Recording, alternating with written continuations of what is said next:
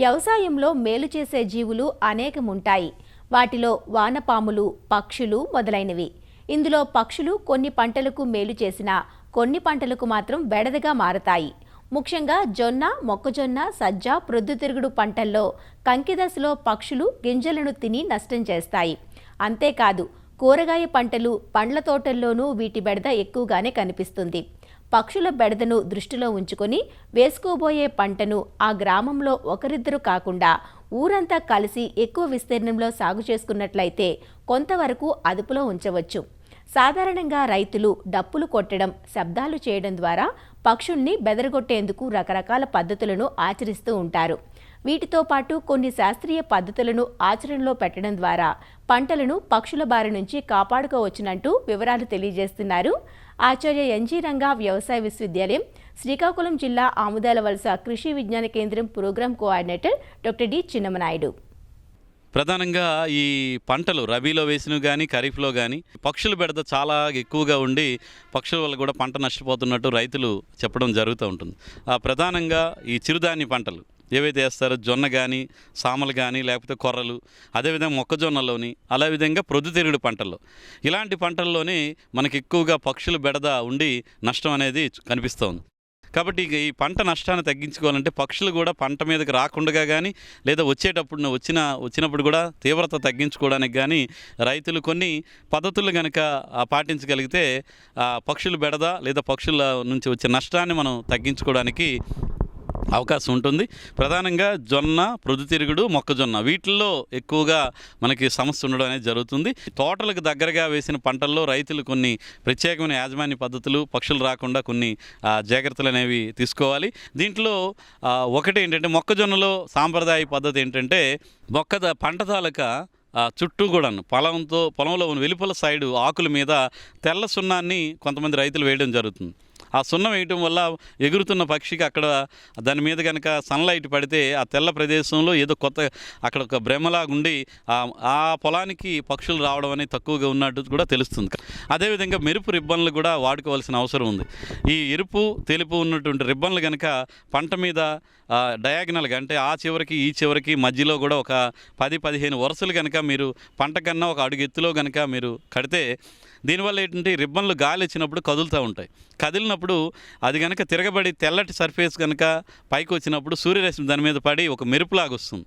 దీనివల్ల ఏంటంటే పక్షులు ఆ మెరుపు చూసి భయపడి కొంతవరకు ఆ పొలాల్లోకి రాకుండా ఉంటాయి. ఇదే సూత్రాన్ని ఉపయోగించుకొని మనం ప్రొద్దుతిరుగుడులో కానీ మొక్కజొన్నలో కానీ ఈ మెరుపు వచ్చే విధంగా ఏర్పాటు చేయడానికి మనం ఈ రిఫ్రెష్మెంట్లు ఇచ్చేటువంటి ప్లేట్లు ఉంటాయి. మీకు చాలా వరకు అల్యూమినియం ఫాయిల్స్తో ఉన్నటువంటి ప్లేట్లు మనకు దొరుకుతాయి, సిల్వర్ ఫాయిల్స్తో ఉంటాయి. వీటిని కనుక పొలంలో మనం అక్కడక్కడ ప్రతి 5 మీటర్లకి ఒక దగ్గర ఈ ప్రొద్దుతిరుగుడు ఆకులు కానీ మొక్కజొన్న పై ఆకులకి ఆ తెల్లని సర్ఫేస్, సిల్వర్ ఫాయిల్ తలకు తెల్లని సర్ఫేస్ పైకి ఉండే విధంగా ఆకుల మీద కనుక మనం పించేయగలిగితే దీనివల్ల ఏంటంటే సూర్యరశ్మి ఎప్పుడైతే ఈ మెరుపు ఉన్నటువంటి తెల్లటి సర్ఫేస్ మీద పడుతుందో అది మెరుపు వచ్చి ఆ విధంగా కూడా పక్షులు భయపడతాయి. అదేవిధంగా కొన్ని దగ్గరలో ఏంటంటే దిష్టి బొమ్మలు కట్టడం అంటారు. చాలామంది రైతులు ఏజెన్సీ ప్రాంతాల్లో చేస్తుంటారు. పొలాల్లో ఏంటంటే మనుషులు ఉండే విధంగా భ్రమ కల్పించడానికి పంటకి అంత ఎత్తులో మనకి ఈ వరిగడ్డితో తయారు చేసిన దిష్టి బొమ్మలు తయారు చేసి వాటికి ఈ మనుషులు వేసుకున్నటువంటి బట్టలు వేయడం, దానికి ఒక పైన ఆ విధంగా మనిషి ఉన్నాడు అన్న ఒక భ్రమ కల్పించే విధంగా ఎకరానికి 2-3 దగ్గరలో దిష్టి బొమ్మలు పెడతా ఉంటారు. ఈ విధంగా చూడడం వల్ల ఏంటంటే పక్షులు అంతకు ముందు లేనివి ఏవైనా పొలంలో కొత్తగా కనిపించాయంటే వాటికి ఒక రకమైన భయం కలుగుతుంది. ఆ విధంగా కూడా భ్రమ కలిగి పక్షులు రావడం అనేది తగ్గిపోతుంది. అదేవిధంగా ఈ పక్షుల్ని భయపెట్టడానికి ఈ శబ్దాలు చేసే యంత్ర పరికరాలు కూడా ఇప్పుడు అందుబాటులోకి వచ్చాయి.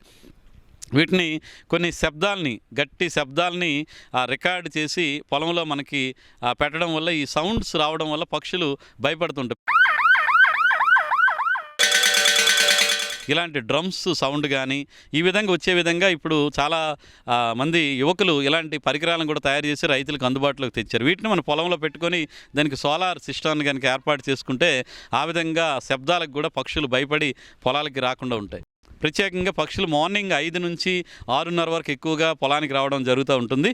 అదేవిధంగా సాయంత్రం 4 నుంచి 5:30 వరకు ఎక్కువగా పొలాలు అంటే అవి మేతకు వెళ్ళే సమయంలో కనుక మనకు పంట కనుక దొరికిందంటే ఆ పంటలు ఎక్కువగా అవి వచ్చి నష్టం కలుగజేస్తుంటాయి. కాబట్టి తెల్లవారుజామున సాయంత్రాన్న ఈ పక్షుల్ని భయపెట్టడానికి ఈ శబ్దాలు చేసే విధంగా మనం రైతులు చేసుకుంటే కొంతవరకు పంట నష్టాన్ని తగ్గించుకోవచ్చు. అదేవిధంగా సోలార్తో నడిచేటువంటి ఈ ఫ్యాన్స్ కూడా, అంటే ఒక రేకు డబ్బాని పైన ఒక ఫ్యాన్ తిరుగుతూ ఉంటే అది సౌండ్లు చేస్తూ ఉండడం వల్ల తిరిగి గాలికి ఆ ఫ్యాన్ తిరుగుతూ ఉంటుంది. ఆ ఫ్యాన్కి కట్టినటువంటి ఒక ఐరన్ బాల్ కానీ లేకపోతే రాయితో కట్టి ఉంటుంది. అది ప్రతిసారి కింద కట్టిన ప్లేటుకి తగిలితే సౌండ్ వస్తుంది, టంగ్ టంగ్ టంగ్. అలాంటి శబ్దాలు వచ్చేటప్పుడు కూడా పక్షులు ఒక రకమైనటువంటి భయానికి గురై ఆ పొలంలోకి వచ్చి మేత మేయడం అనేది చాలా వరకు తగ్గిపోతుంది. కాబట్టి ఇలాంటి యాజమాన్య పద్ధతులు రైతు స్థాయిలో తక్కువ ఖర్చుగా వచ్చే విధంగా చాలామంది రైతులు కొద్ది ప్రయోగాలు కూడా చేస్తున్నారు.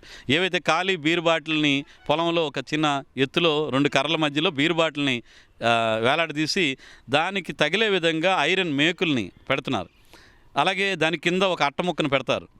ఏదైతే ఐరన్ ఊచ కడతారో మేకు కానీ కట్టి దాని కిందన ఈ చిన్న పల్చడి అట్టముక్కను కడితేప్పుడు గాలి వేగానికి ఎప్పుడైతే ఈ మేకు కదులుతూ ఉంటుందో దారానికి కట్టింది అది మళ్ళీ బీర్ సీసాలు తగిలి అది ఒక రకమైన శబ్దం చేస్తుంటుంది. వాటికి కొత్త శబ్దాలు వింత శబ్దాలు వచ్చేసరికి అవి భయపడి కొద్ది రోజుల పాటు మన పొలానికి రాకుండా ఉంటాయి. కాకపోతే ఇవన్నీ కూడా తాత్కాలికంగా ఒక 7 నుంచి 15 రోజుల వరకు పనిచేస్తుంటాయి. కాబట్టి ఇవన్నీ ఒక్కొక్కటి మారుస్తూ ఉండాలి. అదేవిధంగా రైతులు ఇంకొక నిర్ణయాలు కూడా సామూహికంగా పంటలు వేయడం చేయాలి. ఏదైనా మొక్కజొన్న కానీ ప్రొద్దుతిరుగుడు కానీ చిరుధాన్యాలు కానీ ఆ గ్రామంలో ఉండే రైతులు ఒక ప్రాంతంలో ఎక్కువ విస్తీర్ణంలో కనుక ఇలాంటి పంటలు వేస్తే పంట నష్టం అనేది ప్రతి రైతుకి ఎక్కువ ఉండదు. కాబట్టి ఎక్కువ విస్తీర్ణం ఉండడం వల్ల పంట నష్టాన్ని ప్రతి రైతు కొంత తగ్గించుకోవడానికి ఆస్కారం ఉంటుంది. ఇలాంటి పద్ధతులన్నీ రైతులు చేసుకొని పంటలను కాపాడుకోవాల్సిందిగా సూచిస్తున్నాను.